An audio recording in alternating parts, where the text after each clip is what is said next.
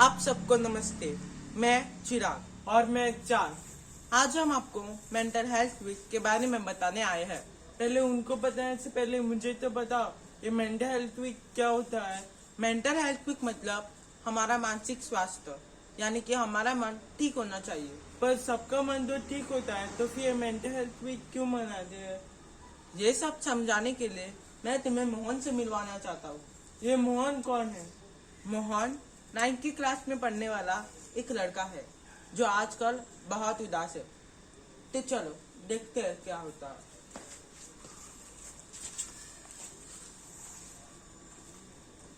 मोहन इधर आओ। Yes sir. तुम्हारे मार्क्स बहुत कम हो गए हैं। तुम तो पिछले साल के टॉपर थे ना, फिर क्या हुआ? पता नहीं सर।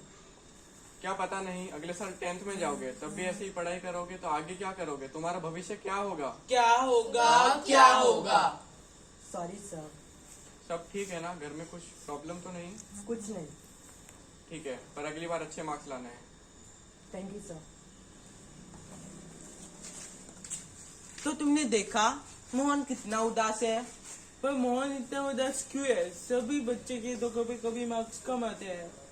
हाँ, शायद यह बात सिर्फ मार्क्स की ही ना हो, कुछ और हो जो मोहन को बहुत डिप्रेशन यानी कि मानसिक तनाव दे रहा हो। पर क्या? वो हमें अब पता चलेगा जब मोहन जाके काउंसलर को मिलेगा। एक काउंसलर कौन होता है? काउंसलर वो होता है जो बच्चों की बातों को सुनता है, उनकी मानसिक तकलीफों के बारे में पता लगाता है और उन्हें दूर भी करने का तरीका बताता है। ये तो अच्छी बात है। हाँ, चलो देखते हैं आगे क्या होता है।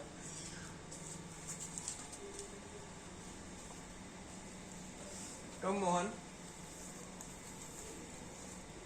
Yes sir. मैंने देखा कि तुम्हारे मार्क्स बहुत कम आए हैं। क्या तुम्हें पढ़ाई करना अच्छा नहीं लगता? नहीं सर, वो बस मैंने इस समय पढ़ाई कम की थी। क्या बस इतनी सी बात है? हाँ सर। अगर कुछ बात है तो तुम मुझे बता सकते हो। कुछ भी नहीं। ठीक है, अपना ध्यान रखना। Thank you sir. ये क्या, मोहन ने तो कुछ कहा ही नहीं। हाँ, बहुत सारे बच्चे अपने मन की बात किसी को नहीं बताना चाहते, खास करके अपने टीचर, काउंसलर और पेरेंट्स को तो बिल्कुल भी नहीं। और यही से उनका डिप्रेशन और बढ़ता जाता है। तो फिर जितना हम दूसरों के साथ अपने मन की बात कहते हैं, उतना ही हमारा मन हल्का हो जाता है। हाँ, और यही से हमारा डिप्रेशन कम हो जाता है। मोहन इधर आ। क्या हुआ है? मुंह क्यों लटकाया हुआ है? कुछ नहीं। क्या कुछ नहीं? स्कूल में किसी से मार तो खाकर नहीं आए? ये सब तेरी माँ की गलती है। तुझे इतना बिगाड़ दिया है कि मैंने क्या किया है? तुम ही तो हो ना जो दिन भर बोलते फिरते हो मेरा बेटा मेरा बेटा, और अब जब गलती का समय आया है तो मेरे अकेले के ऊपर डाल दिया। और तू इधर आ, तेरे पापा के लैपटॉप ने जो बहुत बिगाड़ दिया है। अरे अब उसे क्यों डांट रही हो? मैं क्यों डांट रही हूँ? इसका टीचर का फोन आया था, उसका रिजल्ट बता रही थी। उसका क्लास में 12th रैंक आया है। जो क्लास का टॉपर हुआ करता था, आज उसकी ये हालत है। ये हालत है, ये हालत है। बच्चों का ध्यान रखना आता नहीं और बच्चे पैदा करने चले। हाँ, और तुम तो जैसे इसके पड़ोसी हो, जैसे मैंने अकेले ने उसे पैदा किया है। तुम्हारी तो कोई जिम्मेदारी ही नहीं बनती है ना। अच्छा, तो मैं अपना सारा काम छोड़ू, घर बैठू और बच्चे पालू? जैसे मैं घर बैठी कुछ नहीं करती और मेरा काम जरूरी नहीं है क्या?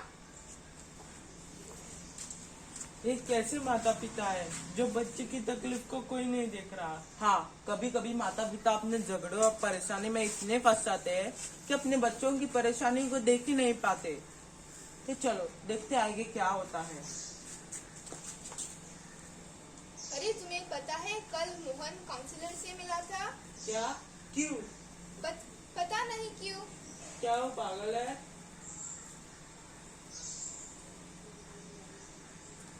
अरे वो देखो, मोहन आ गया।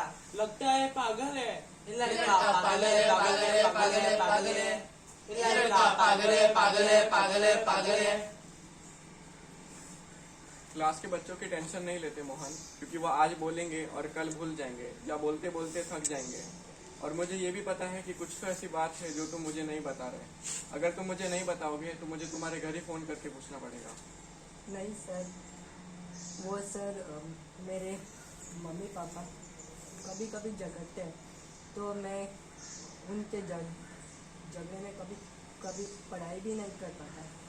वैसे तो बहुत अच्छे और मुझे प्यार भी करते हैं, पर इस समय वह बहुत तकलीफ में है। अगर तुम जानते हो कि वो तुमसे प्यार करते हैं तो फिर टेंशन किस बात की। आज भले ही वो लड़ते हो, कल नहीं लड़ेंगे। और क्या तुम्हारा इस तरह से उदास रहना उनके झगड़े को खत्म कर देगा? नहीं, तो तुम बस 1 मिनट के लिए अपने पेरेंट्स की जगह पर रहकर देखो। सोचो कि कुछ तो ऐसी बात होगी जिसकी वजह से वो लड़ रहे होंगे। इस समय उनको भले ये दिखाई नहीं दे रहा हो, लेकिन कल जब वो ये बात समझेंगे तो वो खुद तुमसे माफी मांगेंगे। हाँ सर। तो इस कारण तुम उदास मत हो और उनको थोड़ा टाइम दो।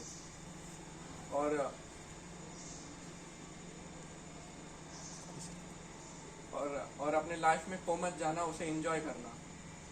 हाँ सर, थैंक यू सर। अब मोहन ठीक हो जाएगा ना? हाँ, पर थोड़ा टाइम भी लगेगा।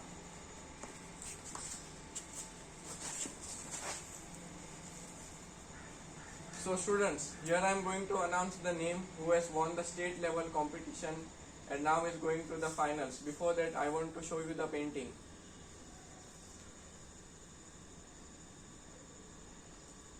So the student who has drawn this masterpiece and is now going to the finals is Mohan Naik from 9th standard. Please give him a big round of applause.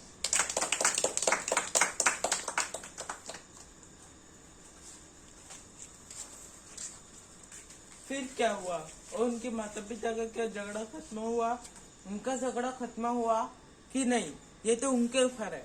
पर एक चीज अच्छी जरूर हुई। वो क्या?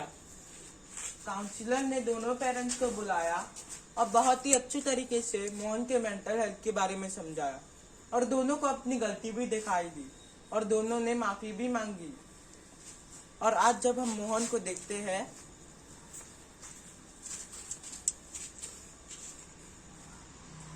मोहन इधर आओ। Yes sir. तुम्हें बहुत अच्छे मार्क्स मिले हैं। आगे ऐसे ही पढ़ाई करना और खुश रहना। Thank you sir.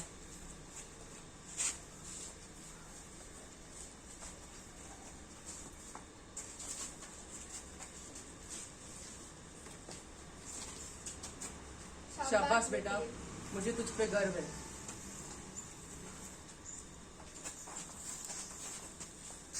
चलो, ये अच्छा हुआ। हाँ, पर जरा सोचो कितने सारे मोहन होंगे जिन्हें सोई टाइम पर हेल्प नहीं मिलती और ऐसे बच्चे अपने मन में स्ट्रेस और डिप्रेशन लेके घूमते हैं। और ये ऐसे बच्चे दूसरे चीजों में अपना मन नहीं लगा पाते। और मैंने तो ये भी सुना है कि कुछ तो आत्महत्या तक कर लेते हैं।